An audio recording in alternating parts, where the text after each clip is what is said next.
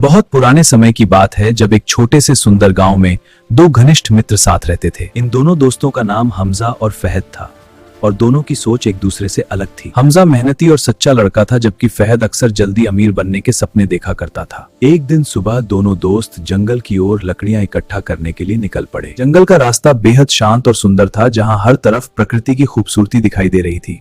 चलते चलते अचानक उन्हें रास्ते के किनारे एक पुराना चमड़े का थैला पड़ा हुआ दिखाई दिया। जब फहद ने थैला खोला तो उसके अंदर चमकते हुए सोने के सिक्के भरे हुए थे। इतने सारे सिक्के देखकर फहद के मन में अचानक अमीर बनने का विचार आने लगा।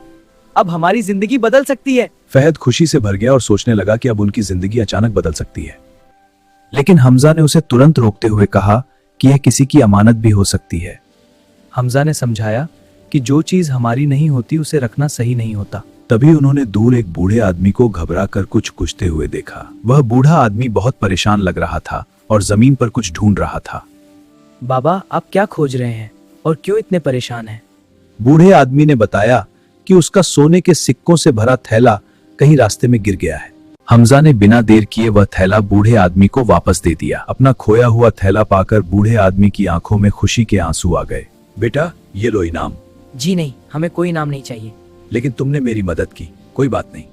वापसी के रास्ते पर फहद चुपचाप चल रहा था और अपनी गलती के बारे में सोच रहा था। उस दिन फहद को समझ आ गया कि लालच इंसान को गलत रास्ते पर ले जाता है।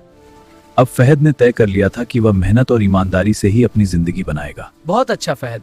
इस कहानी से हमें यह सीख मिलती है कि सच्चाई और ईमानदारी ही इंसान की सबसे बड़ी दौलत होती है।